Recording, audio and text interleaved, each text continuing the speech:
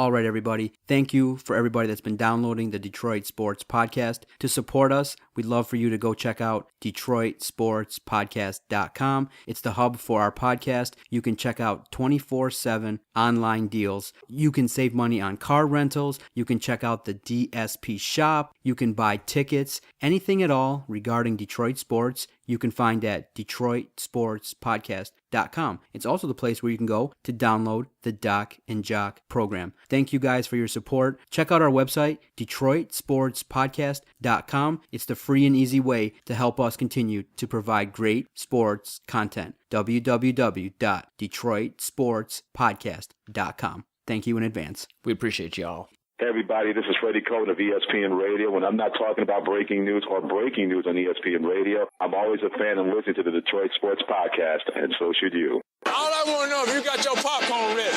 Do you got your popcorn ready?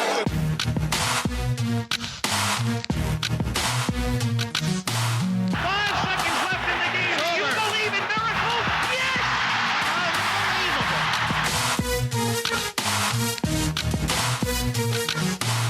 I said, are you strong? They said, I'm strong if you strong. And I said, we strong then. I'm a man. I'm 40.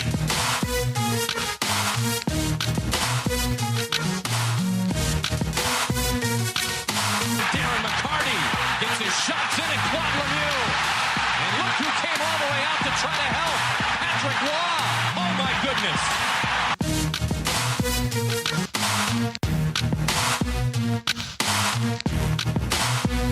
You are listening to the Doc and Jock Show on the Detroit Sports Podcast. Welcome to episode 75 of the Detroit Sports Podcast. This is the Doc and Jock Sports Program. Hey, that's unbelievable. I am the Doc, John Macaroon. Joining me is my co-host, Adam the Jock Strozinski. What's up, cuz? What's up, cuz? Man, great college football national title game. I'm sitting here gloating. I'm not sitting here with my coffee, even though you did lose. I did lose. I was running behind today. I'm sorry. You'll have it next week. I promise Okay. you. I promise. I didn't go with the reminder because I had a feeling I wasn't going to get it today. And I had a feeling maybe because I was gloating all last night via the Twitter that... You were on the Twitter. I pumping was... your chest up. I just want to say to everyone out there that had Oregon winning, pay attention in football. Pay attention to the Doc. Pay attention to those that picked Ohio State. Teams that are physical, teams that have superior running games are always going to have success. And if they play well, are 9 times out of 10 going to beat these sexy teams that have this super fast offense. At the end of the game, cuz, did you notice Oregon looked wore out? They looked defeated. Ohio State, despite turning the ball over 4 times, dominated the football game because of their size, their strength, their power running game, and their ability to handle adversity with the best coach in college football, Urban Meyer. Dude, could you imagine if they didn't turn the ball over 4 times? It'd have been like 100-20. It'd been something ridiculous. It was bad. I think what I really think hurt them was not having 2 or 3 key pieces to their offense being out. I mean, you're a complete idiot if you get popped on a drug charge or you fail a drug test. Like, you're just an idiot. Like, that's just dumb kids making dumb moves at big times, and I think that really came back to bite them in the butt. There were a ton of drop passes, especially early on in that game,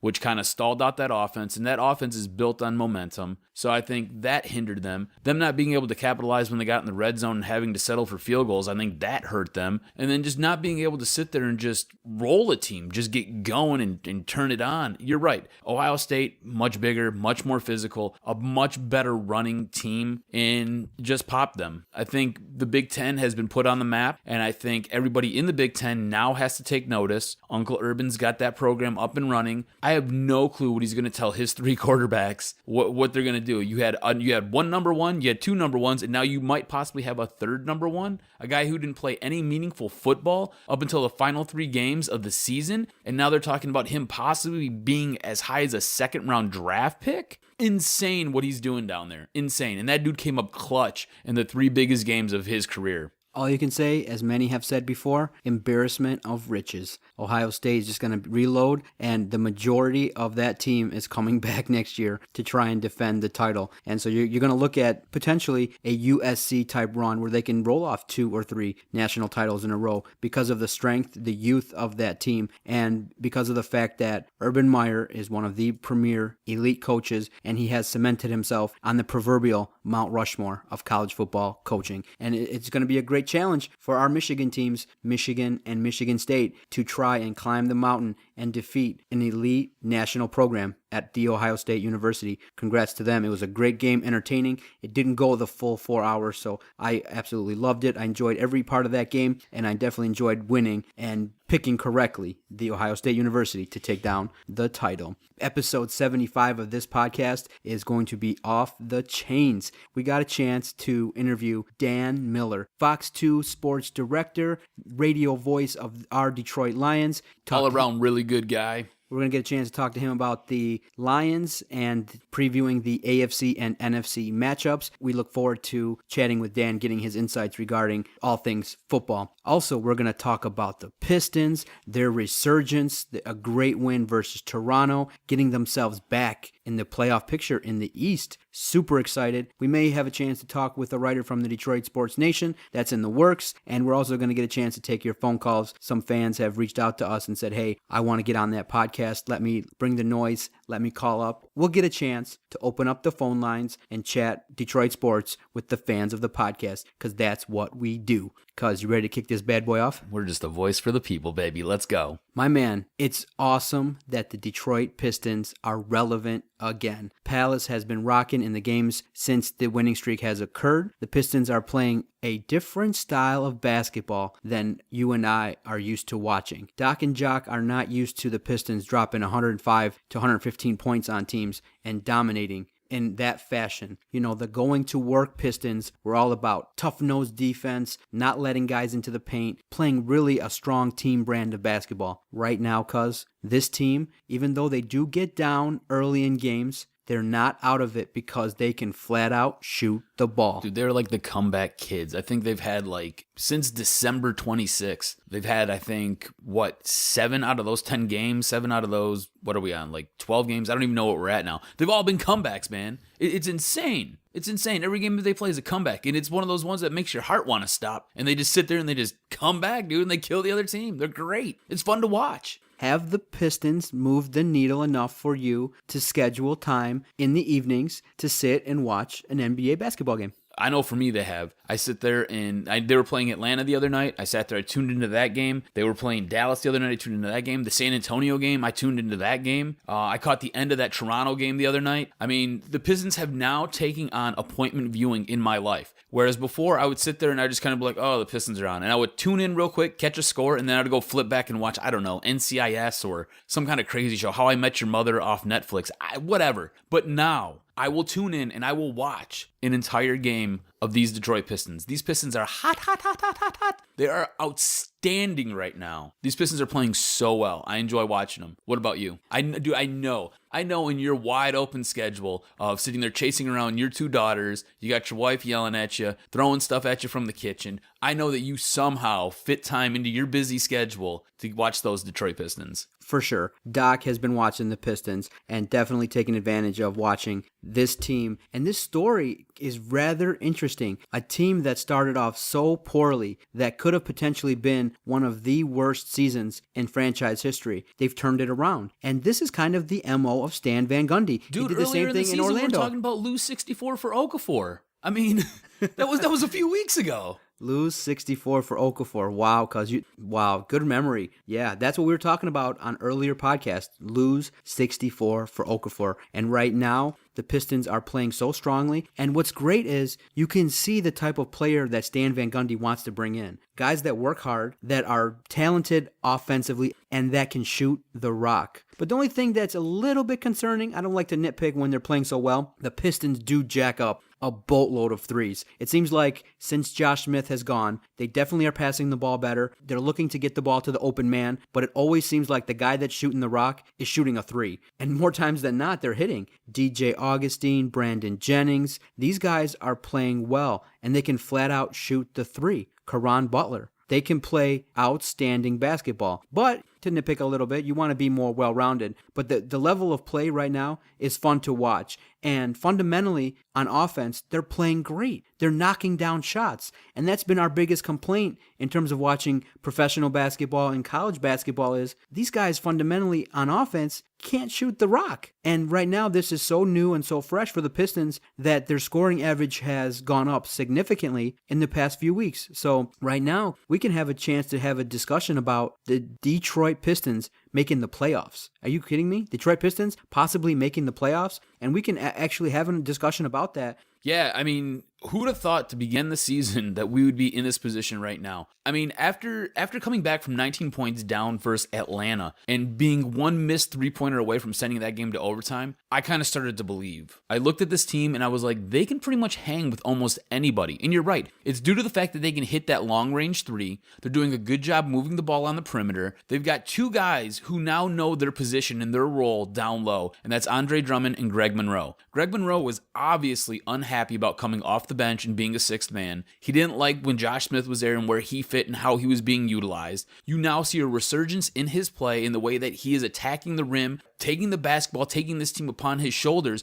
and helping win games now. So I think by moving Josh Smith out, it really helped smooth and calm these waters, and this team is now in a position to really make some noise. I'm not going to say that they're going to sit there and get to an NBA championship, but I do now, at this moment right now, I currently believe that they will be in the playoffs, and I think they have a chance to get out of the first round. Hey, that's unbelievable. Yeah, and the best part is, in this recent stretch, we've played teams that have been in the upper echelon of the NBA. Toronto at the time was the number 2 team in the East. You had victories back-to-back versus San Antonio and Dallas. And that never happens. I think that was the first time that they won a back-to-back game in the Texas two-step since I think maybe 91. That's crazy. I mean, you're doing things that you haven't done in over 20 years right now. That's how well this team is playing and how good they look. And you know what's fun to watch is the excitement and the exuberance that the players on the bench are showing. You have guys like Brandon Jennings and some starters who, when they're on the bench in the fourth quarter, are actively cheering for the guys who are on the floor, knocking down shots, playing hard, playing their heart out. And Stan Van Gundy and the coaching staff has noticed that, hey, this team is becoming a unified team and a true team. And that's what it takes to have success in the NBA is guys not worried about how many shots they're going to jack up, not worried about how many points they're going to get or how many touches they need to heat up. That's why certain guys were let go and they're no longer here playing for the Pistons is because possibly their role on the court was hindering this team. And this is unheard of. Have you ever seen a team that started off so poorly, that looked so discombobulated, that looked so fractured, come back and play this well? I mean, because we're really close here to having a great story, not only here in Detroit, but a national story. A team that was so downtrodden, making one move, picking up another player in a trade, having this level of success has been unbelievable to watch. And the fun and excitement that has been shown by the players is going to lead fans to go back to the Palace. This has to be the best case and the best story of addition by subtraction ever. During this stretch run, this team is averaging over 105 points a game. They're actually playing defense. Like you said, these guys are actively cheering for each other, and they don't mind who goes out there and just gets the winning basket. They're rooting for each other to sit there and get that opportunity to score and win the game. It's really nice to see a team that has 6, 8, 10, 12 guys on the team who believe in each other and say, hey, no, you know what? You get the rock and you go win this game for us. That's something that we haven't seen since those bad boy Pistons when Dennis Rodman was getting inserted into the lineup and everybody was like, no, you take the rock and you win us this game. I mean, that's stuff that you haven't seen since then. And you're getting a chance to now live it. It's a breath of fresh air. It really is. It's nice to see this team do this right now. It is awesome. I'm excited for this Detroit Pistons team. Yeah, and another thing that's been important in this turnaround, the play of Brandon Jennings. I mean, Guy's dude, been a stud. Yeah, we've talked about him ad nauseum regarding his play, regarding his attitude. We thought that there there would have been more moves, including Brandon Jennings being gone. Now, a couple rumblings out there, I think I read on Twitter, that the Lakers might be interested in picking up Brandon Jennings in a trade. So there's been some rumblings regarding some teams now calling about some players on these Detroit Pistons. But something that's been important in this turnaround has been the play of Brandon Jennings. His confidence looks like it's coming back. He's knocking down shots. We're not all getting pissed every time he shoots up the ball. And his defensive play, it was him. He stole the ball at the end of the Toronto game. He's one of the key factors in this turnaround. It's very exciting and good for him. He weathered the storm. You got to remember, he's only 25 years old. He's been through quite a bit here with the Pistons as well in the NBA. Started off his career overseas. He was one of those players that took advantage of a rule and went overseas, got a little bit of seasoning, but just really hasn't found his niche yet in the NBA. And so a coach like Stan Van Gundy got through to him. And right now, if he can continue this play, look out. Because right now, instead of being a hindrance to this team, he's been a player that's been a factor and been a player that we want to keep. Who is your X factor on this team right now? Who's the one guy, if you had to put money on it, to say he can make or break this team and he can help this team basically be the phoenix that rises from the ashes and gets into the playoffs and makes a lot of noise? Who's your one guy? I would say Greg Monroe. He's the guy that's been here quite a bit. He's a guy that if he can establish strong inside presence, and he's a guy that can be a force on defense, then if this team can play an inside-out game, then one of the factors on the inside has to be Greg Monroe. And I just think that it's finally good that these guys are playing in the right positions. For so long, we would say, well, Josh Smith has taken over Greg Monroe's position, and Greg Monroe, he is a good player, but he's playing out of position. He's trying to do the best that he can, not playing in his right position. Finally, they made the move. They accepted the fact that, okay, we made a mistake on this one deal. Let's get Greg Monroe in his right position. Let's let him flourish. And look what's happening. Double-double machine, strong on defense, and he's one of those guys that, while he may have been thinking that he's going to have one foot out the door because of the awful history that the Pistons have had, now I think he's thinking, you know what? I can invest my energy and my passion into this team, and with some strong play, with a strong force, he can be a leader for Andre Drummond, and he can be a strong force on both offense and defense in terms of rebounding. Since you went inside, I'm going to go outside. I think the one guy who can make or break this season is the guy that we were just talking about, and that's Brandon Jennings. If he continues to play his role as a point guard and doesn't try to do other things and kind of get out of his own way, if Stan Van Gundy can keep his feet firmly planted on the ground and keep him moving the ball around, taking timely shots, and just kind of working the system that Stan Van Gundy wants the system to be worked, I think Brandon Jennings is the one guy who can sit there and help this team get a huge push into the playoffs and really make some noise. And I think he's been one of the bigger bright spots of this team thus far. Let me ask you this. A couple of things that were talked about in terms of this run is that some people were saying, okay, there's an age-old argument that some of the fans were bandwagon fans because they didn't go out to the Palace when the Pistons were struggling. And then you have the age-old debate of, should the Pistons play in Detroit and actually be the Detroit Pistons? I, for one, my opinion is this, the Palace, and we've talked about it and written about it at our blog page at DetroitSportsPodcast.com, that the Pistons would be silly to move from the Palace because they own the building. It's still a state-of-the-art building. It's just one of those things that the fans kind of lost touch with this team because there was certain factors, there were certain players that were not relatable. And you would hear it whenever... There were guys on this team that you didn't even know were on this team. Exactly. And you would have, like I said, whenever Josh Smith would shoot, the entire lower bowl would groan and it would be miserable. And so the atmosphere recently has been much better. Tom Gores spent $45 million of his own money to make improvements to the Palace. It's a great place to play, but the age-old argument of, bandwagon fans is silly. If a team is not playing well, if you feel like you can't relate to these players, then you're not going to put your hard-earned money. But right now, the Pistons is a must-see, must-watch event, and I'm drawn now to want to buy tickets. I know an upcoming game, LeBron's coming to town at the end of January. I may go check out that game. The tickets are affordable, it's an entertaining game, and as long as the Pistons have relatable players and they put a good product on the court, then there should be no reason why they can't get at least 15,000 to 17,000 a night there at the Palace. Dude, you're not going to show up and you're not going to watch any game where it's a losing product. I don't care if they've got Bobby Brown, if they got Salt and Pepper, the Temptations, MC Hammer, the Temptations. I don't care what your halftime show is. It doesn't matter. The key to filling up your stadium is put a winning product out there. Put a product that is fun to watch, that is good, and that will just kind of excite some excitement out of you. right? That's all you got to do. It's all you got to do. That's the key to being an owner. And I think Tom Gores has finally figured that out and has learned that. And I think by putting Stan Van Gundy in his dual role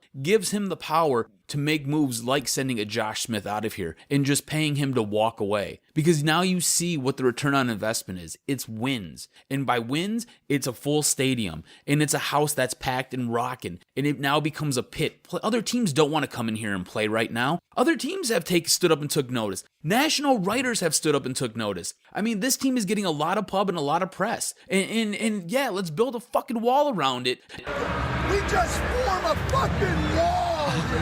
That's all. Right? And Detroit versus everybody, right? Let's do it. I was just going to say, you're on the right path. I was going to say, wow, cuz we spent 20 minutes talking about the Pistons, and we didn't even talk about the statement heard round the world. Form an effing wall. And here at the podcast, we're allowed to say it. It's been bleeped, but that's what's great about sports, is the passion. In a timeout, Stan Van Gundy tells his players versus San Antonio, form an effing wall. And after that, it took off like lightning. And Stan Van Gundy's the man around town. You got t-shirts made. You have an identity. You have a slogan that this basketball team can rally around. Stan Van Gundy's the man, and he's a great person for this job. Early on, we had some questions, but his intensity, his ability to spark the players really has turned this around, and we're lucky to have him, and hopefully we can turn this around to the point where this team goes to the playoffs and maybe could make some noise in some early rounds. Yeah, for real. His presence and the things that he's now able to do, and the fact that he's getting through to these guys it's a highlight. It's a bonus. You know how many coaches we've gone through? Jonas Jerebko has been here, I think, 5 years, and he's had 5 or 6 different coaches. And I think this is the first time that he's actually come to work and he's had fun coming to work every day for this Pistons team. And it's all because Stan Van Gundy is able to get through to these guys. You booted out Josh Smith, who was basically the noisy bad kid in the back of the class, right? You booted him out of here, and now everybody has stood up and took notice, and now they're listening to the teacher. And what the teacher is saying is getting through, and you can see it in these guys play out there. I mean, I don't know about you, but my favorite part of this current Pistons team through this streak has just been the fun and the exuberance that they are playing with. Like you said, the fact that they are standing up in the fourth quarter and cheering for each other, the fact that they're not getting down on each other, the fact that when you come to the bench and after a timeout, you got dudes slapping the other dude in the chest saying, yeah, go get it, go get it. You know, the fact that this is an actual team, it's just not individuals playing a game, it's an actual team, I think has been the highlight of what is going on right now. Can't wait to see how this progresses. Could this be one of the biggest turnaround stories in all of Detroit sports?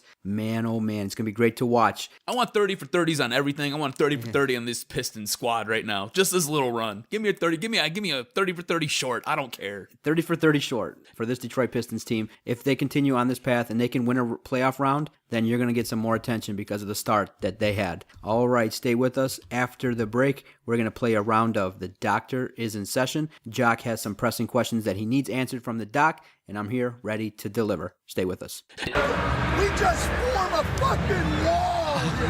That's all. This is the Detroit Pistons dancing usher. My name is Shannon. And when I'm not at the Palace, I'm listening to Detroit Sports Podcast. Log in, listen in, have some fun with us. Love this group. Love the station. I also want to let you guys in on a great website, uofmdiehards.com. Check out their website. They got great blogs, great articles dedicated to all things University of Michigan. They have interviews with Michigan commits. They cover all sports. They break down breaking news in regards to Michigan. Check out their website, uofmdiehards.com. Doc and Jock check out their website quite a bit. If you're a fan of Michigan, if you're a Michigan diehard, there's no better website to check out than uofmdiehards.com. I'm go blue, baby. Thanks, everyone, again, for your continued support. Thank you for downloading this podcast every Thursday. Since September of 2013, every single Thursday, we put out a show. Despite any holidays, despite any things going on in our lives, Doc and Jock are dedicated to Detroit sports. We're two crazy guys that love talking about all things Detroit sports. And if you like what you hear, just tell one other person, and that's how we continue to grow this thing organically, and that's how we can continue to be independent, doing our thing here on the internet, rocking the podcast world. So thank you, everyone. You like what you hear, tell one or two other people, hey, check out those crazy guys at the Detroit Sports Podcast. All right, cuz, you ready for another round of the doctor is in session. I'm so curious as to what you got for me. I know you're ready. I see you over there with your crown on. Let's get this going, all right? Let's do this. But to be the man, you gotta beat the man. And I'm saying, woo, right here. I'm the man. Woo! All right, so with the success of a 4-team college football playoff, do you believe an 8-team college football playoff can work? And if so, do you see it getting implemented anytime soon? Already, early reviews are in. The ratings are through the roof. ESPN went balls to the wall in terms of their coverage. I mean, you had the traditional feed going on, and then ESPN decided to branch out the coverage and have their own guys comment on different channels in terms of the film room, having coaches. You had their own personalities eating and drinking it up and having Which the time. was kind of weird. I'm going to be honest with you. I tuned in. I had got home, and you had sent me a message like, yo, check this out really quick. And I had just walked in the door. So I flipped it on real quick. It was a little bit weird, I'm going to be honest with you. But it was kind of cool because it was like me and you sitting around just watching a game together, which I thought was interesting. It's It was an interesting, interesting yeah. take. But what the problem was is you need more of the game going on. Yes. So so that makes it's complicated. They need to fine tune it. It's an interesting idea. That's why I texted you. I was like, man, they're doing something really weird for this game.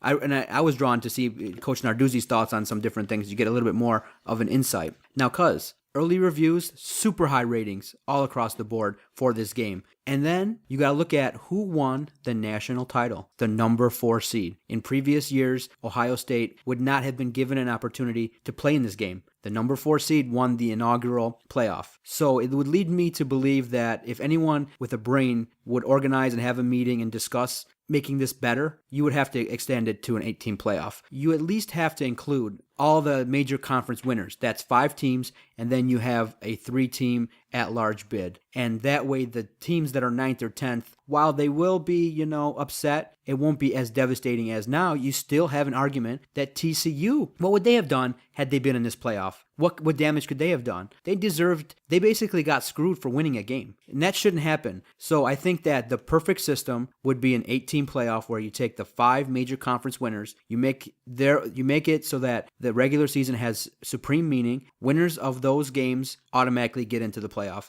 And then you have 3 at-large teams. And that makes it exciting because then maybe a Michigan State can play Alabama and advance and have more exciting upsets. You're going to have upsets. That's what makes it so great. That's the best part about Who the would have thought NCAA Ohio State was tournament. going to go in there and dominate Alabama? Nobody. It was crazy. I think that an 8-team playoff is the best course of action. They may not do it right away, but I think down the line, within 5 years, that is what the course of action should be. With Marcus Mariota's performance during the college football championship game, how do you think that directly affects his NFL draft stock, if at all? I really feel bad for a guy like Marcus Mariota after a game like that, because that on film is what is likely to happen versus NFL elite caliber talent. You have to pay attention that Oregon has been running that system for well over a decade. That's a system. And so it's one of those things where Marcus Mariota's skills are able to be showcased because of that system. This type of a game, with everything on the line, with NFL-type defensive players on the field, Marcus Mariota was kind of held to well below season average numbers. And so when you look at the film and you look at his play, it's going to make everyone think, oh, Marcus Mariota probably isn't just ready yet to handle NFL-style defenses. And that's the big argument now in terms of the NFL is pro-style offenses versus this run-and-gun offense. What is the likelihood of these guys having success?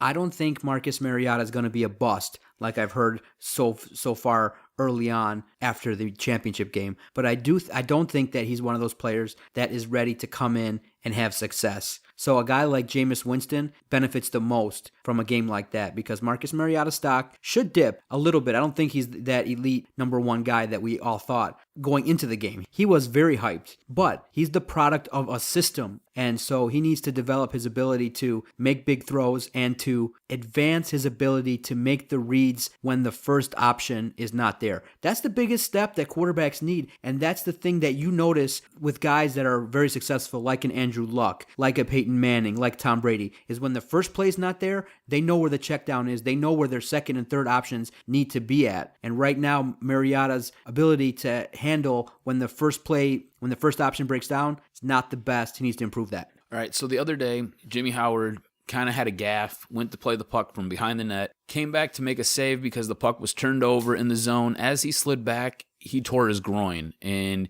had to be stretchered off the ice. How big of a setback do you think the Jimmy Howard injury is for the Red Wings, and does this hinder them moving forward, or can they recover and sit there and still remain competitive? Man, cuz how unfortunate, how unlucky is it for a guy like Jimmy Howard, the only Red Wings representative in the All-Star game, and this happens to him. He was having arguably one of his best seasons, a career season. The Wings were playing well, they were inching their way up to the top of the conference, and this had to happen. And it looks like, am I correct, he's on the IR until at least the All-Star break. He's on there for at least 2 to 4 weeks. Okay, so it could be a more significant injury than they're letting on at this point. It's going to be a problem because Mrazek, while he's young, he's super talented. Mrazek is prone to overplay the puck a little bit, and some goals that he let up in games that he's featured in this year, kind of eye-opening in terms of his ability to, handle the pressure and play the puck. But dude is super talented. When Mrazek's in there, you don't really, you have confidence in him. It's one of those things where it's like a prize top pick where like this guy has potential and this guy could be the future of the Red Wings. And so you're like, wow, you're kind of looking at him like, okay, this is a guy that's developing. And so he hasn't gotten the full Red Wing goaltender treatment just yet, because we all know Red Wing fans, Doc and Jock, can be brutal on Red Wings goalies.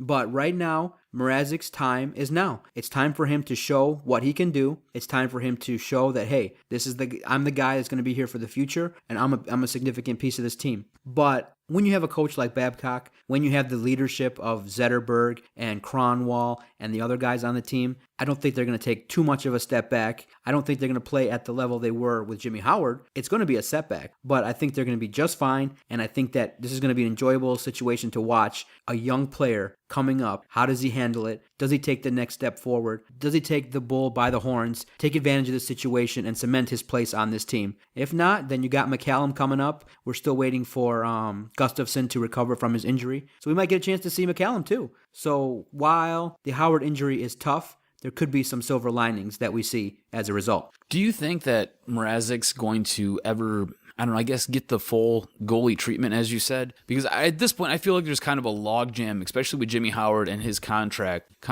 That's what's keeping Mrazek down. It's almost like it's stiff-arming him in the forehead and keep pushing him back towards Grand Rapids. Do you think we'll ever see him assume the number 1 position? Yeah, I think that there's a lot of stock being put on Peter Mrazek. He's already been up. See, he was the first guy called up when Gustafsson went down. They featured Mrazek last season, and he's done well in the shootout. He's got a lot of skill. He's got a lot of talent, but he's young talent. And so there are some situations where he's a little bit over-aggressive, trying to do too much. His ability to get better will come with experience. He'll make those key plays. He'll be more consistent in the net. And I think that will happen. And so the reason why he hasn't gotten the treatment is a lot of fans tune out the Red Wings during the regular season. We hate to say it. I don't think there's too many people listening to this podcast who are like hardcore Red Wing fans. Because of their success, they start tuning in April and May when the playoffs hit. And so it's so true. When Mrazek is the guy that's going to be in net when the playoffs start, and it's up to him to make key saves in tough situations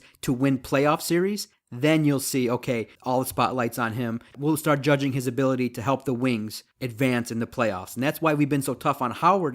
Hasn't been to Stanley Cup yet in his whole career. He hasn't been to the conference finals in a significant period of time. So that's why people are hard on Jimmy Howard, despite the fact he makes a lot of saves. He hasn't gotten the Wings to where we're used to. And so when Mrazek's in net, when the playoffs start, that's when the pressure will start, and you'll notice his feet will be held to the fire, especially from you and I. I know that. All right, Doc, great job. That's all I got for you. Another outstanding performance from you, being the king of the couch. King of the Couch, always ready to deliver. I'm hardcore. I'm one of the guys that's blowing up the Twitter page at Detroit Podcast. Check us out. One of the most interactive Twitter pages out there. There are some personalities out there in the Detroit market who have a lot of fans, have gone Twitter silent. I'm very surprised by that. Twitter is the best place to interact with all the fans in Detroit. Doc and Jock love the opportunity to talk with you. Even if you disagree with us, even if you call us stupid trolls, we still read your tweets. We still interact with you because that's what it's about. That's what being a sports fan is all about. Check us out at Detroit Podcast. Give us a follow. The most interactive Twitter page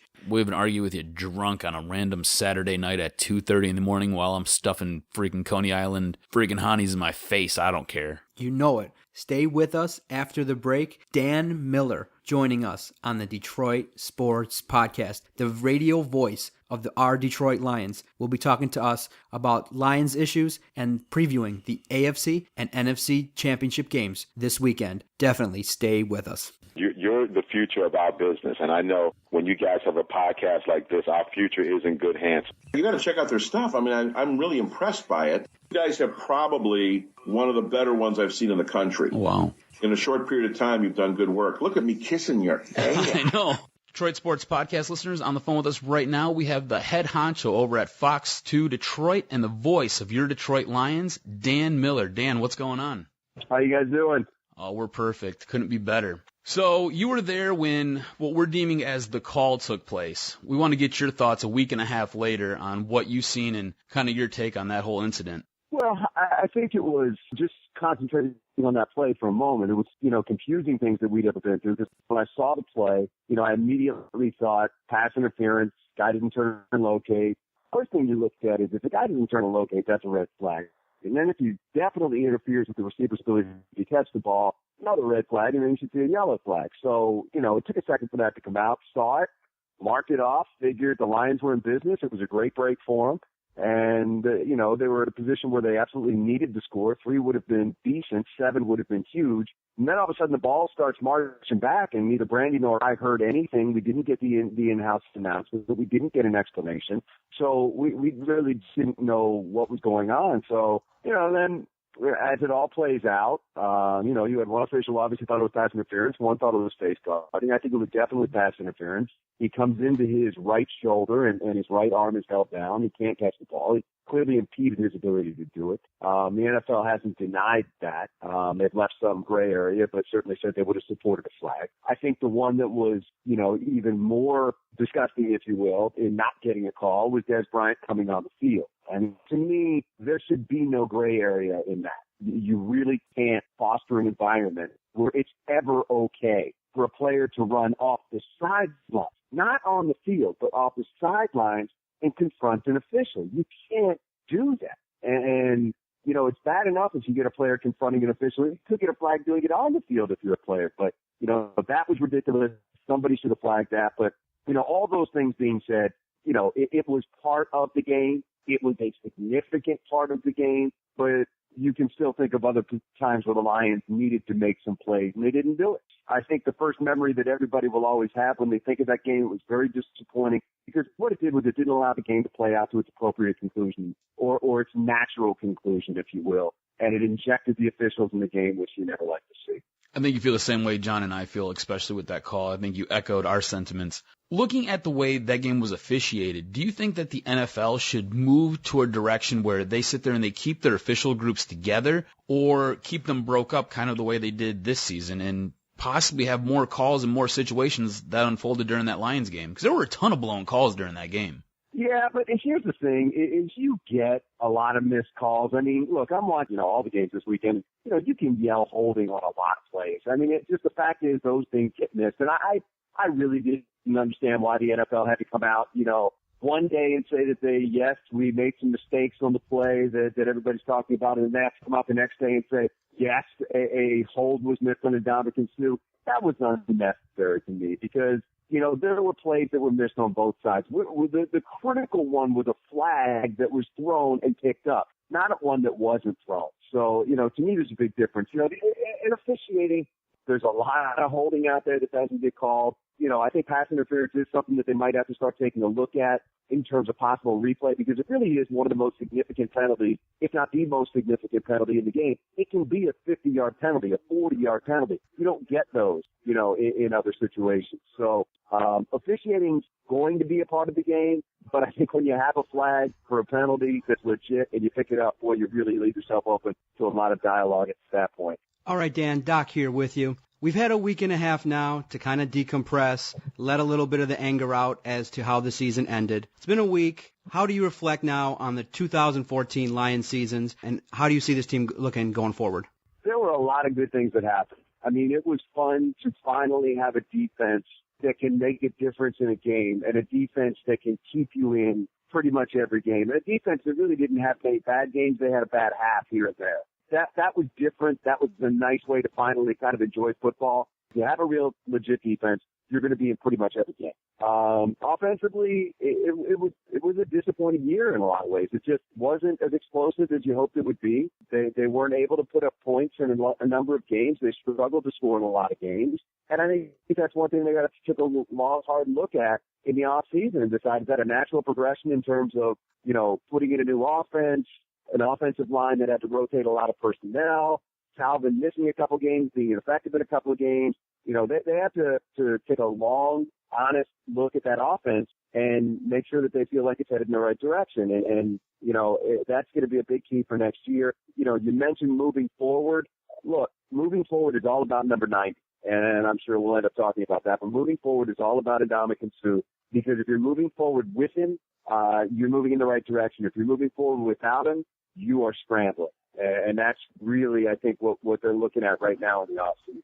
Dan, speaking of the offense, do you think that they're going to get it together next season? Do you see them taking a giant step forward and progressing and becoming that high-flying unit, something similar? Everybody likes to harken back to what the Saints do. Do you see that unfolding here in Detroit? Well, we didn't see a lot of that this year, so it's kind of hard to sit here and say, absolutely, yes, I believe that's going to happen. I don't think anybody can make that prediction right now.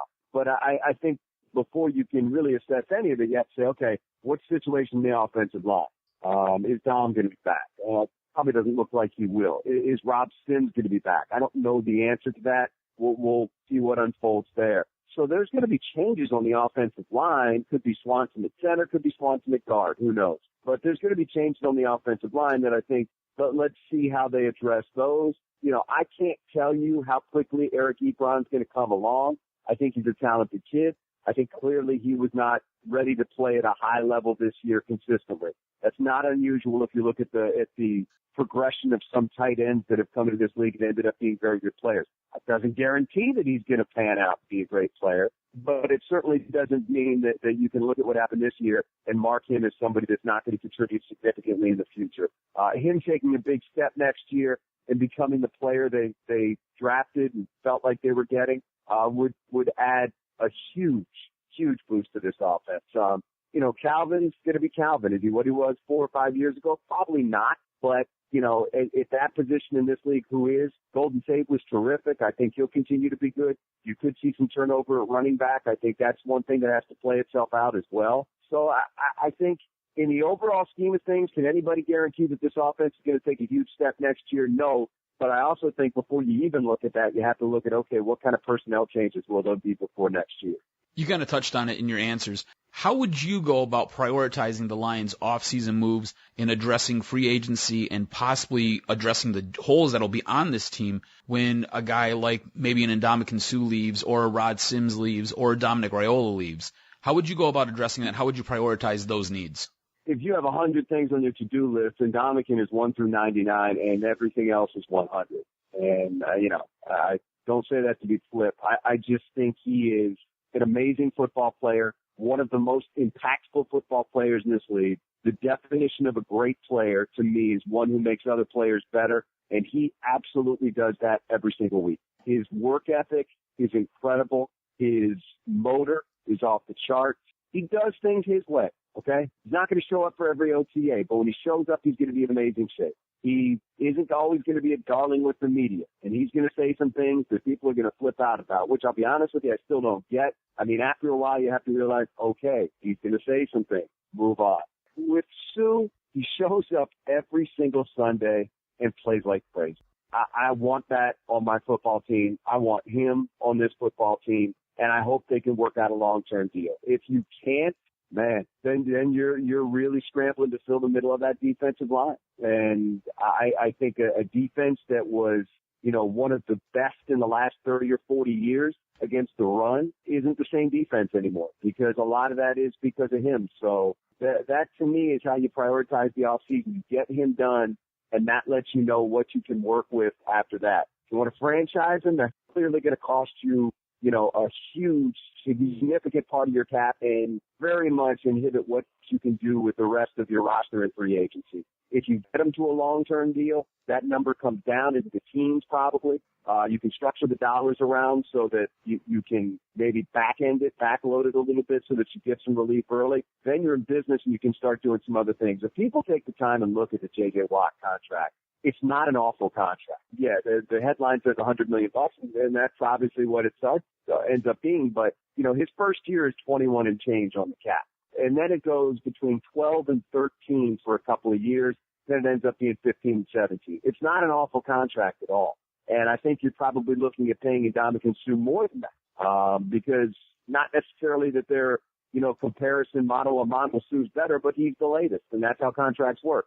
The latest usually gets the most. And I think he'll end up getting more than that, but the Watt contract is probably a good place to start and try to make it go from there. I can't tell you what else they can do because I don't know how much money they're going to have to commit there. There's three scenarios. Franchise him, your cap takes a huge hit. Sign him to a long-term deal. It's more palatable and you have more room to do a number of other things. He walks, you have significant amount of room at that point, but it just cracks me up when I hear people say, well, let him go and get three players. What three players are you going to get? Who are you going to go out and sign that's going to come in and equal him? It sounds great in theory, but you just don't let great players walk out the door. On the phone with us right now, talking your Detroit Lions, is the voice of the Detroit Lions, Dan Miller. Dan, what are you willing to pay for Ndamukong Suh? You brought up his franchise tag. That's almost $27 million. I think it's 26.3 to be exact. How much are you willing to pay for a guy like Ndamukong Suh? I would look at franchising him if only, I don't want him to walk out the door, if only because that gives me the right to match somebody else's offer. Possibly if you use the franchise exclusive tag to get two first-round picks if he goes. I'm not letting him walk out the door for nothing. But, you do have to look at that point at what contracts do you have to get rid of? Are you talking about, a Reggie Bush, a Stephen Tulloch, veterans that you might want to keep around have to go at that point just to facilitate that number? We also haven't gotten the final cap number to know how much exactly they would have to get under.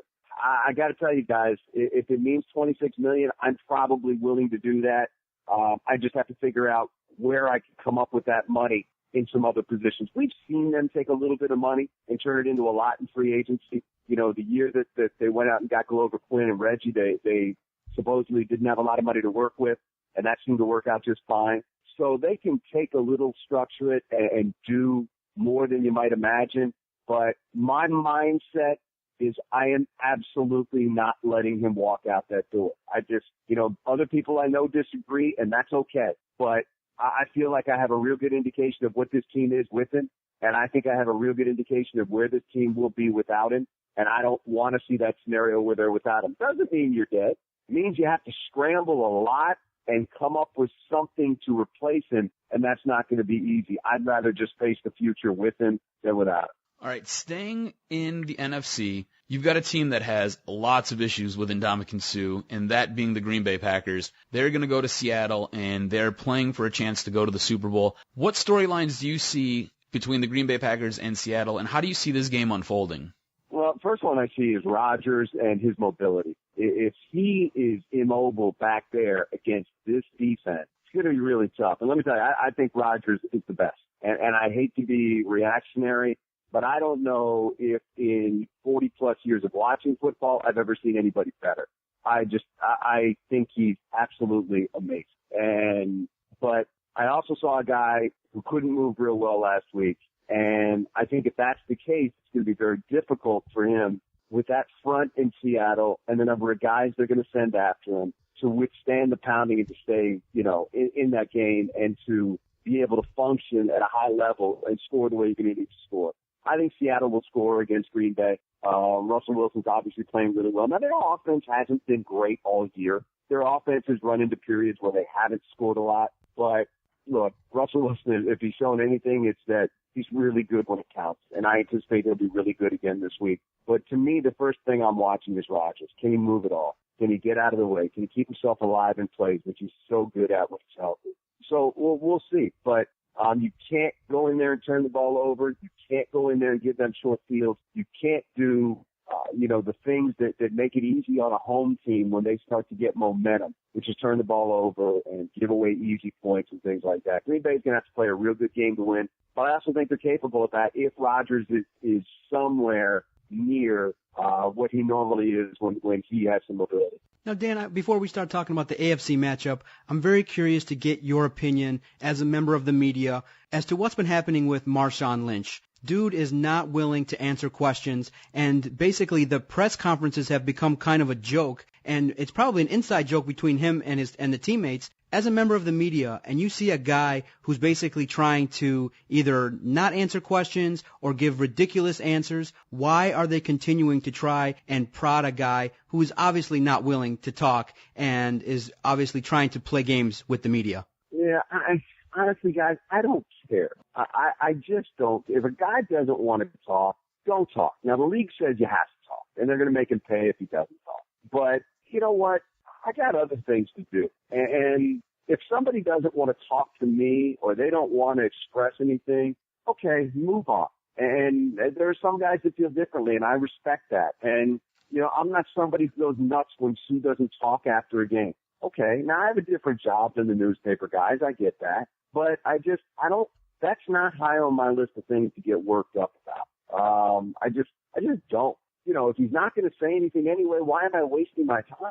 The league is going to deal with that the way they're going to deal with that, and they're going to fine him. But I don't know. It almost gets to the point where it's a game of cat and mouse, and he's playing, and the media keeps digging in, and they want their quotes after the game, or quotes during practice when you're supposed to talk once a week or something like that. So I don't know. It just, again, with everything that goes into our jobs and our business and things that we do, that's just not something that I get real worked up about. If you don't want to talk, don't talk. And I've had guys over, the years that don't want to talk to me or haven't talked or don't want to talk to the media. And you know what? I'll find somebody else. I'll get comments from somebody else. I've never had a problem doing that. And you know what? Move on. And if you're not going to get anything fruitful out of them anyway, why bother?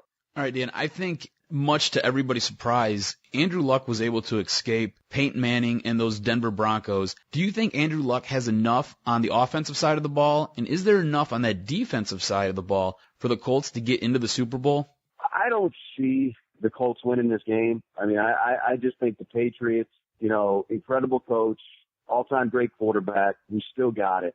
I think they'll be ready, and I think they'll find a way to win, in particular in Foxborough. I mean, I think Luck is, you look at his age, guys, his third year. This is incredible what he's doing. And he's going to be around for a long time and be really good. And, do I think, let me take it back a week to the original part of your question. I don't think it's all that incredible that they won, because I felt going into that game that the first thing I wanted to see was if Peyton Manning was Peyton Manning. And if he wasn't, I felt like Indianapolis had a great chance to win. And clearly, Manning's not Manning. Be it the quad, be it his arm, be it age, whatever it is, he's just not very good right now. And certainly not playing at the level of an Andrew Luck, and certainly not playing at the level of a quarterback who's going to carry his team through, a second-round divisional playoff game. So as I saw that game unfold, I just really didn't see a Denver team that I thought had a very good chance of winning at all. It just didn't look like their offense had a chance to get anything done. So I think it's going to be very difficult for Indianapolis to win. I thought going in that it was going to be very difficult for anybody to win going into either Seattle or Foxborough. And I'll stick by that. I like the two home teams in these games. And, Luck's going to be around for a long time. That's not a referendum on him as a quarterback. That's just what he faces in terms of that New England defense and Tom Brady on the other side, who I believe will put up a good number of points against that defense. All right, I know a lot can happen in the next couple coming weeks. You said you like two home teams going to play for the Lombardi Trophy. Who do you think comes out on top currently as it sits? I like Seattle's defense. I really think if Seattle is the team we think they are and they stay healthy and they can run that defense out there, I think that's the team that can maybe go in there and do a lot of the same things they did last year. Tom Brady goes home a loser again? Well, you know what? I'm a big believer in defense, guys, and they got a pretty darn good quarterback on their side as well who can make a lot of plays. And Russell Wilson may not be Tom Brady, but Russell Wilson also might be headed to his second Super Bowl in 3 years. So we might not be looking at huge differences between them very soon in terms of what they've accomplished. So I think with that defense, the way they play, the way they get after the quarterback, I think they can make New England pretty miserable out there. It's just their pass rush is relentless. Their secondary is outstanding. Their second level at the linebacker position is really good and really athletic. They do a lot of different things to throw different looks at you. But most of all, they punish you and nothing comes easy. They're, they can match up against New England on the outside and take some of Brady's weapons away. It's just, Seattle's just a really, really good team. Got up to a slow start this year, but they very much look like the same team now to me that they won it last year. All right, Dan, we appreciate your time. Thanks. You be good. We'll see you on the flip, all right? All right, guys. Thank you. Take it easy. From all of us here at the Detroit Sports Podcast, we want to thank Dan for giving us a lot of time today talking about the Detroit Lions and talking about the AFC and NFC matchups. We appreciate his time, and that's why we love doing this podcast. We get a chance to talk to significant figures here in Detroit, and Dan is definitely a significant figure. The radio voice of the Detroit Lions gave us his time, and we got a lot of great information. Coming up next, Carlin will join us on the podcast and talk about the Detroit Pistons and their hot play. Stay with us.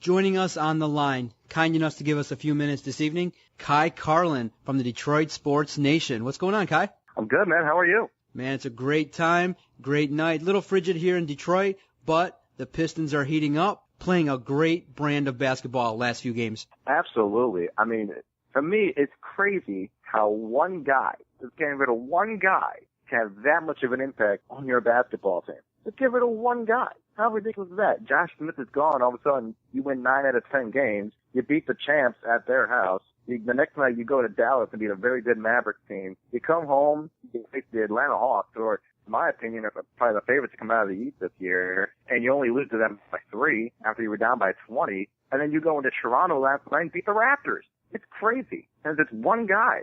It's ridiculous. It's awesome. Now, Kai, have you seen a stretch like this where the Pistons have scored over 100 points and been able to shoot so well from the three-point line? No, not even in the championship year in 04. You know, the next year in 05, in the glory days in the mid-2000s. The mid-2000s Pistons were all about defense, going to work every night. You know, you had the Wallace boys in the middle. You had Prince, Billups, and Hamilton. This team, Stan Van Gundy's in there. And, you know, I read an article on ESPN the other day that they're kind of the Orlando Magic 2.0. It's true. You know, you got your one big man in the center, Dwight Howard with the Magic, it's Andre Drummond with the Pistons. He's kind of surrounded with 4 shooters. And all they do is bomb away from deep. And, you know, I don't really know if that can win you a championship, but Van Gundy got close in 09 with the Magic. Now, Adam and I have been giving grief to Brandon Jennings for so long, but it was deserved at times. I mean, his game was very inconsistent at best, but now, since Josh Smith was released, Brandon Jennings has turned over a new leaf. He's playing well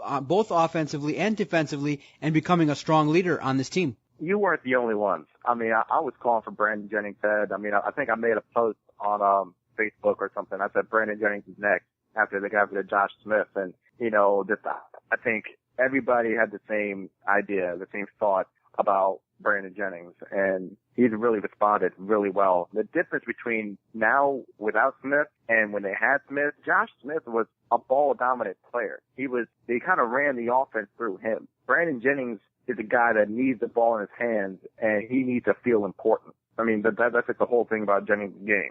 I call him Mr. Swag because if he doesn't have the swag turned up, then he's not going to play well. But he needs to have a lot of responsibility on his shoulders. I really think he needs to feel that for him to really play well. And also, too, the relationship between he and Coach Van Gundy, I mean, he's come out and said that they text each other, they're speaking quite a bit, and that's kind of opposite of his past relationships with past head coaches. So that possibly means he's maturing as a player at age 25, and he can be a guy that maybe play a similar role like Chauncey Billups in the future. I don't know if we can really go, Billups, but pretty much close to it. The difference between Stan Van Gundy and all the coaches Jennings had before Van Gundy's the guy who had success. You know, when Jennings got drafted into this league with the Milwaukee Bucks, I think Scott Skiles was their coach. Scott Skiles doesn't demand too much respect. I mean, sure, he got that record for most assists in a game with 30. Well, other than that, Scott Skiles doesn't demand respect like Stan Van Gundy does. Stan Van Gundy isn't going to take none of your crap. So, I mean, I think that's the one thing that Jennings needed was a disciplinarian. And, you know, him and Van Gundy have really gotten off. They really hit it off really well. Yeah, and so now that the Pistons are winning much more consistently, what should our expectations be for this team? Should we expect possibly a 7th or 8th seed out of this team? They're only 2 games back of the 8th seed right now, the 8th seed of Brooklyn Nets. And, you know, the Eastern Conference is so pitiful where, you know, it kind of gets to a point where I really think that Detroit could maybe sneak in there as an 8 or a 7 seed because I think, what are they, 2.5 or 3.5 back of Miami for 7? So they could definitely try to make a play in there. And I think they're going to give teams problems in the first round. I mean, maybe not Atlanta because, I mean, I look at that Atlanta Hawks team and they look like a championship contender. But maybe you can give a young Toronto squad some problems. You can give maybe they can even get up to the 6th seed maybe and play Washington. They can give them some problems. I mean, I think right now they get to maybe the 8 or 7 or 6 seed. I think the 6 is probably their ceiling. The 8 is probably their basement. I think they make the playoffs this year. And it's crazy because we wouldn't be saying this a couple weeks ago. Yeah, this turnaround is outstanding. And if they make the playoffs and potentially win a round or two, my goodness, you could have a story for the ages. Now, just if you watch the games, you do notice that they are playing from behind quite a bit. It seems like the Pistons are slow to start in these games, but once they turn it up, then they can get back into most games because they have such strong shooters. Just talk about their early starts to games, and do you think they overly rely on the three-point shot in these games? I think when they get off to slow starts, I mean, I really think that Stan Van Gundy teams really, I told you, like I said before, they rely on one big guy and 4 shooters. You know, when they start the game, they start Greg Monroe and Andre Drummond. And I don't think really Stan Van Gundy's offense is really made for having 2 big guys in there. Maybe the offense it looks like the offense kind of bogs down a little bit. They kind of rely on Brandon Jennings hitting that hero shot or the ball moving and maybe Kyle Singler knocking down a 3 or Kentavious Caldwell-Pope, somebody. So I think Van Gundy needs to maybe make an adjustment there, try to get some offense going in the early going with Monroe and Drummond before going with the one big 4-shooter lineup. If there's something Van Gundy will tinker with, he's not an idiot. But at the same time, they've won 9 out of 10. So, I mean, if it ain't broke, don't fix it. Exactly. Kai Carlin from the Detroit Sports Nation, kind enough to give us a few minutes this evening talking Detroit Pistons. Have you been keeping up with the news and notes around the NBA? Absolutely. I'm an NBA junkie, man. That's awesome. What was your thoughts when KG headbutted Dwight Howard? It just seems like nobody in the league has respect for Dwight Howard, and it just goes to show when you don't have that respect, players are willing to take liberties with you. Well, a couple things I want to say on that. I watched it, and Dwight kind of, I want to say, I think he kind of started a little bit. He kind of hit Garnett in the chest where Garnett threw the ball at his head and headbutted him. I mean, so Dwight's got to take a responsibility for that. But for me, Garnett, he's not a young fella no more. He's got time in this league, like over 20 years. For me, it's kind of just like, you guys set an example for younger guys like Mason Plumlee and Corey Jefferson on that squad of yours. I was never a fan of Kevin Garnett's antics. I love him as a player. I was never a fan of those antics. I mean, remember when he called Charlie Villanueva a cancer patient a few years ago? There's something about Kevin Garnett I really don't like about him. Now, I'm interested to get your opinion regarding what's been going on over there in Cleveland. Obviously, without LeBron James, the Cavaliers are going to struggle. But you hear a little bit of rumblings that maybe the coach there right now, I think it's Coach Blatt, maybe not the right fit for this team. What are you seeing out there in Cleveland? And do you feel like they have a chance to improve as the season progresses, or are they going to fall flat of their goals this year? I feel really bad for David Blatt because remember when Blatt got hired, you know, the squad he was getting ready to coach was Kyrie Irving, Tristan Thompson, Dion Waiters, and Anderson Varejao. And then a few weeks later, LeBron announced he was going home. Then a few weeks after that, they traded Wiggins for Kevin Love. And all of a sudden, you got Heat with all these expectations. And sure, David Blatt was successful, but that's the International League. And I can tell you right now, nobody in the NBA gives a rat's ass about your International League success. It's the NBA. The NBA is the best sports league, or in my opinion, the best sports league in America. And they got the best basketball players, the best athletes in the world. I think Cleveland's going to turn it around because remember they were 18-11 before LeBron went down. Now they're 1-8 without him. I look at the Cleveland Cavaliers and I still see a team that could maybe get to the Eastern Conference Finals this year. Maybe not the NBA Finals. I think Atlanta's better than them. I think Toronto's better than them. I think Washington is also better than them. I do think the Cavaliers will turn it around when LeBron James gets back healthy. Also, one more thing. Kyrie Irving and Kevin Love, what does it say about you two when you guys are both on the same team, yet you're 1-8? What does that say about Kevin Love and Kyrie Irving and the fact that they can't win games? Kai, thank you for your time this evening. We always enjoy talking basketball. We can tell you're very passionate about basketball in general in the NBA, and we always know we can count on you to talk Pistons. Man, thank you very much. Absolutely, man. Anytime. Thank you.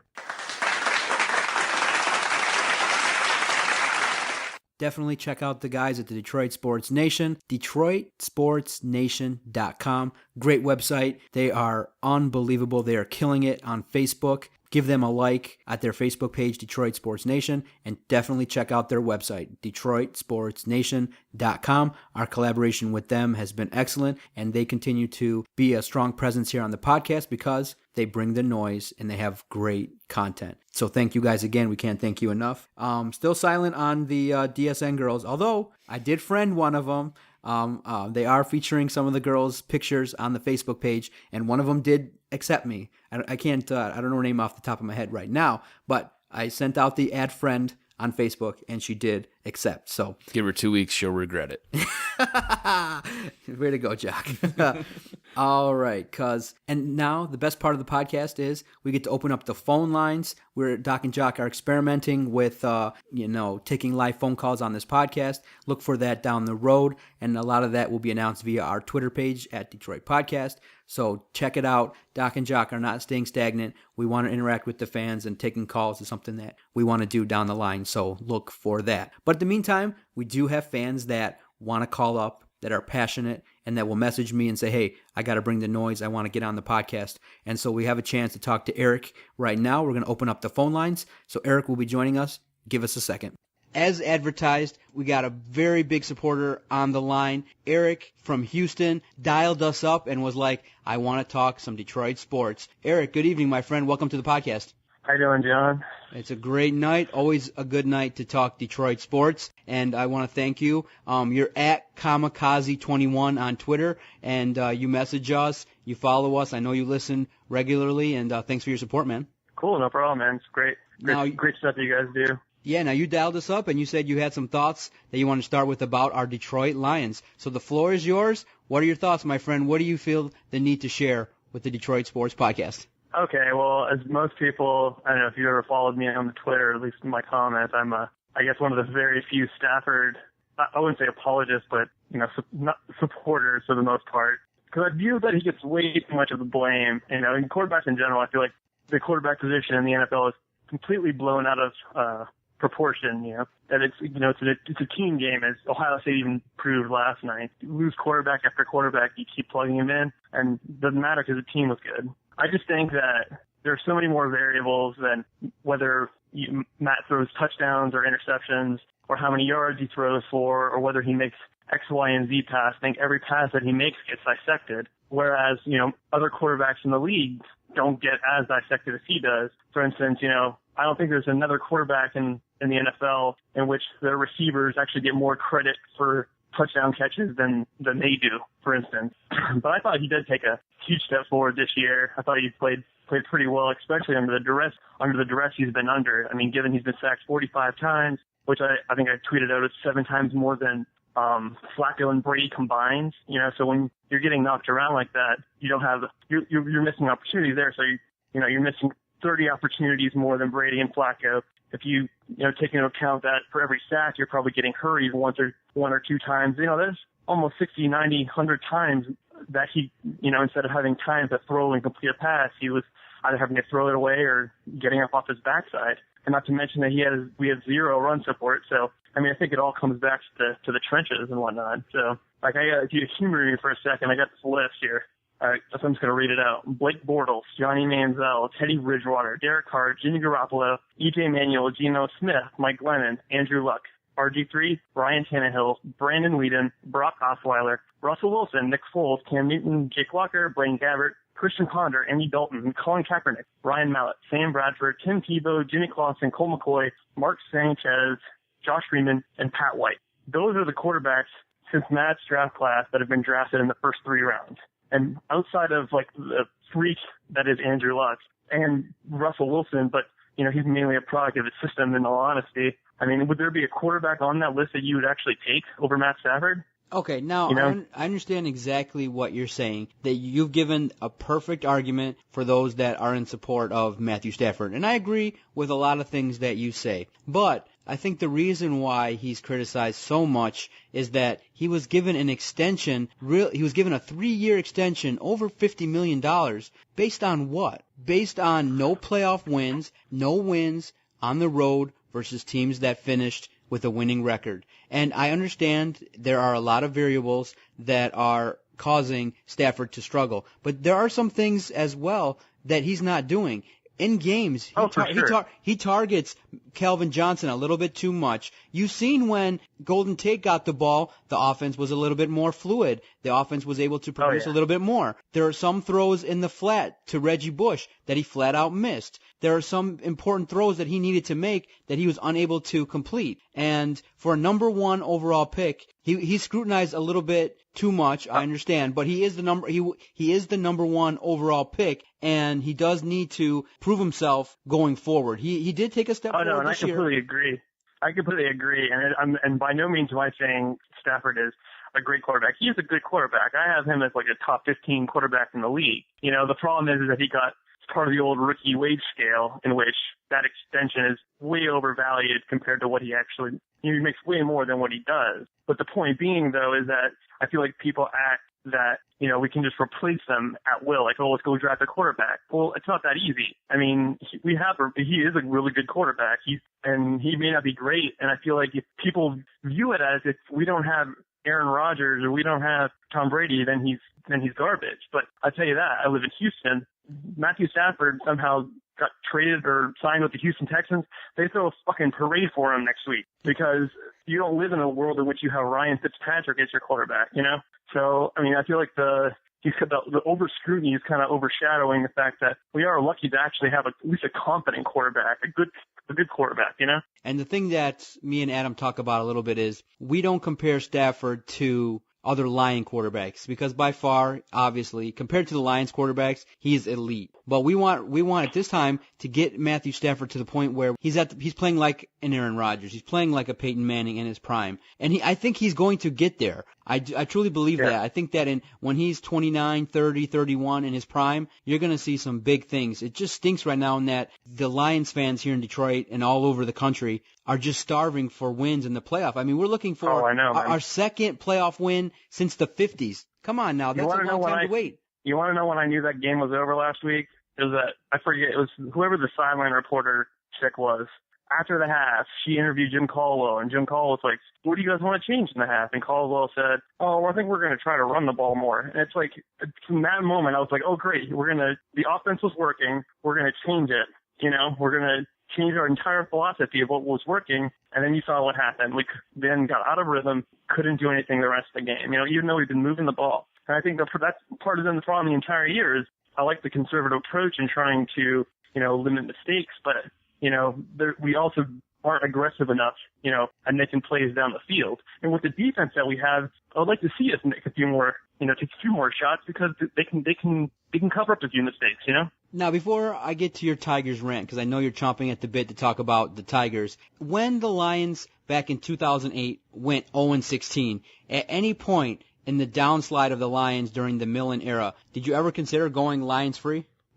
No, I mean, because you become apathetic to the Lions for a certain point. Like, I don't know how closely everybody paid attention to them, right? Like, I mean, I didn't watch all their games. I'll tell you that. I mean, at a certain point, you just can't. It's almost like you can't support that organization. You know, I can't support Matt Millen anymore. But you know that eventually he's going to be gone, right? So it was just kind of, you know, batten down the hatches and ride up the storm, and then you knew.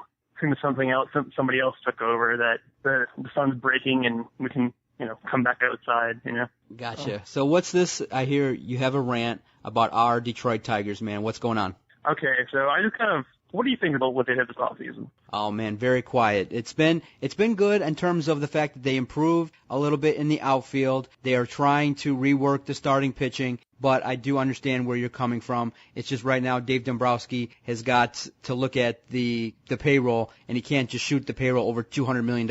It's just tough right now because we got a lot of older players making a lot of money. All right, so you kind of hit the crux of my rant. So I mean, I love what they've done this offseason so far in terms of getting a bat. They've gotten, some back of the end rotation, type pitchers. Haven't addressed the bullpen, but if they sign Max Scherzer, right, then you could slide Shane Green or Simon into the bullpen and come playoff time if you sign Max Scherzer. Now, here's the issue is that, you've been hearing kind of rumblings that they aren't content to go with the starting pitching they have. Well, I kind of have an issue with that because that tells me one of two things. One, that we're convinced that our rotation, that Verlander's going to come back, that everybody's going to be healthy. And it also tells me that next year, we're probably not going to go for it again because we lose Price this year. So then, assuming that you would have to sign a big-name free agent, right? So why not sign Max Scherzer right now? It would be an extra $18 million.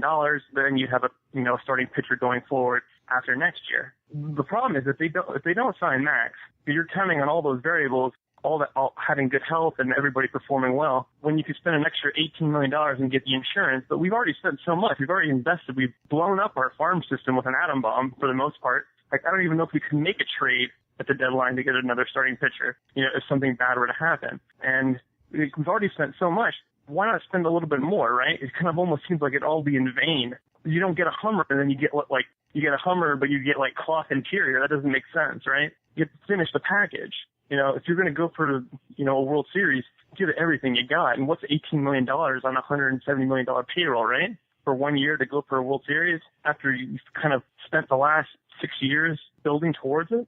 I don't know. If they don't re-sign Max Scherzer, I'm going to be extremely disappointed and very skeptical at how this season's going to go. Yeah, but at the same time, too, don't discount the Cespedes trade that really does improve the hitting in the middle of that lineup. I mean, yeah, for sure. That's a really significant improvement.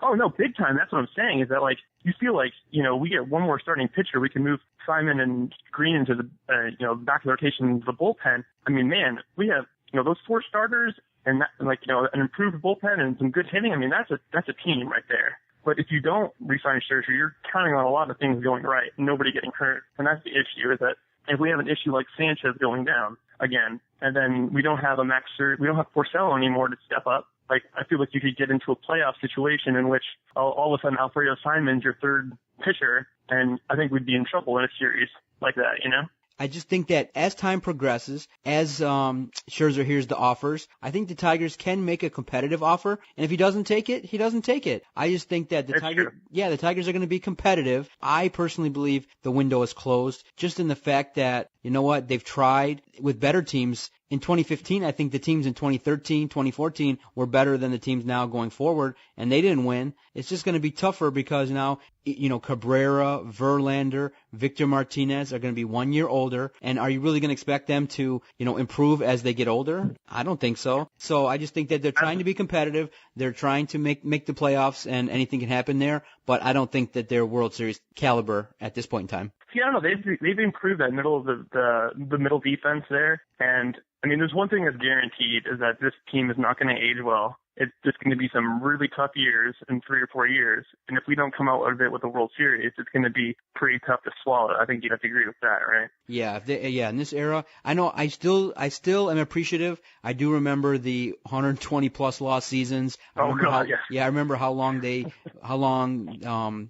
it took the Tigers to come back to relevance. So yes, this stretch of time, I am appreciative, but yeah, this team needs to win a World Series, or it's time to maybe even look at shaking up the organization up top as well.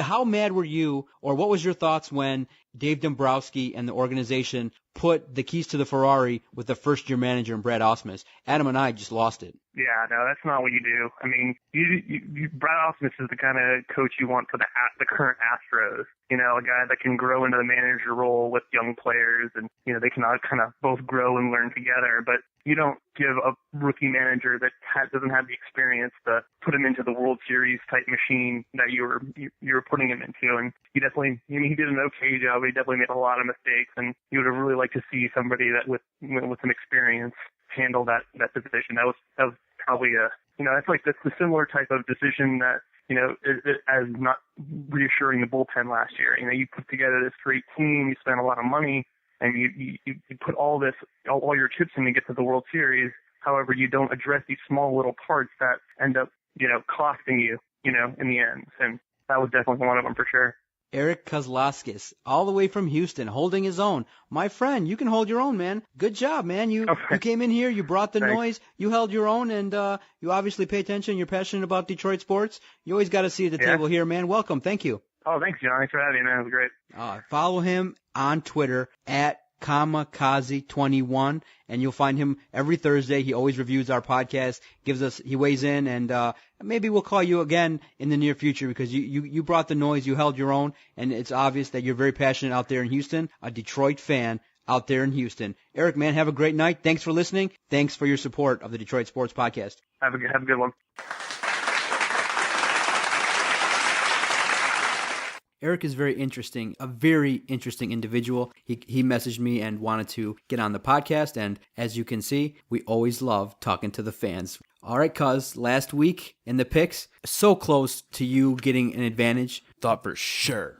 Man, cuz, that game out there in Green Bay, crazy game. Des Bryant got screwed, and I got lucky in that I picked Dallas plus the points. Green Bay, great job, but they were not able to cover, and because of that, we tied last week, and I'm still leading by 2 points, 52-50. This week, only 2 games to pick, quite the challenge, and I have a little bit of a disadvantage in that I'm going first, but just based on the fact that we just listened to Dan Miller, just based on my research, it's going to be tough to go away from the home teams. So with my first pick, just have to go with history. I like the fact that earlier in the year, Green Bay, with a healthy Aaron Rodgers, went out there to Seattle, got trounced by 20. It was the first week, yes, but I don't see Green Bay without a healthy Aaron Rodgers making a significant dent with that Seattle defense. So logic would say with my first pick, I would take Seattle minus 7.5. That's funny because there was one game where I could sit there and possibly go against my sheet to just try to pick up some slack on you. It was that Green Bay Seattle game.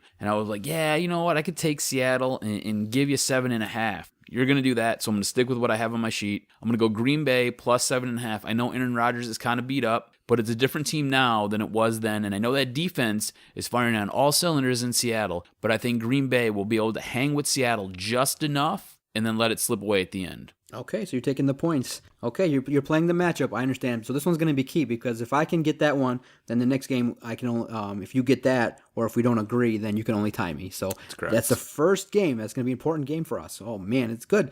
It'll give us some extra motivation to watch and for me to rub it in. Should Seattle win by more than basically 7.5. This whole thing comes down to this one game right here. This one pick. Yeah, this pick is huge. No, yeah, actually it's right because I would have to disagree with you, or you would just agree with me in the Super Bowl. So maybe we'll spice it up too to continue to make it interesting. Earlier in the year, again, these two teams, New England, Indianapolis, played at Indianapolis. New England won the game by quite a bit. This situation's tough. Dan came on and he basically said that he's going with New England. It's tough for him to pick against Tom Brady, and especially at home. New England at home is just dominant, and the Indianapolis defense is not one of those units where you can be like, yeah, they're going to stop Tom Brady. So the question is this: can Andrew Luck lead the team and consistently keep up with Tom Brady and that offense? I don't think so. I'm just going to play the percentages, and I'm going to take New England minus 7 to win the game by probably 10 to 15 points.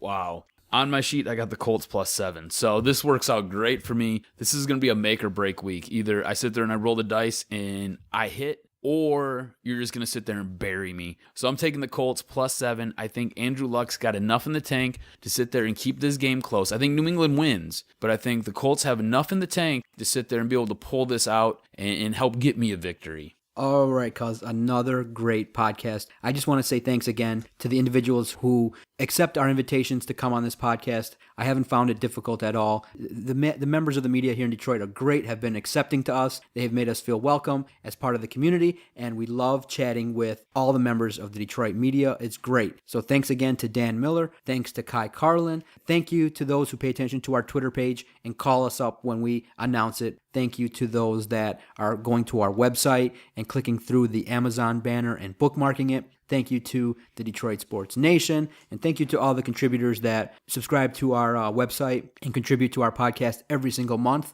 Without that support, we wouldn't be able to look to expand the equipment, look to expand our podcast. So we just can't say thank you enough. For the Jock, Adam Strozinski, I am the Doc, John Macaroon. Thank you for downloading another episode of the Detroit Sports Podcast. The longest thank you list ever. Go Detroit Pistons. Put a product that is fun to watch, that is good, and that will just kind of excite some excitement out of you, right? We just form a fucking wall. That's all. We even argue with you drunk on a random Saturday night at 2:30 in the morning while I'm stuffing freaking Coney Island freaking Honeys in my face. I don't care.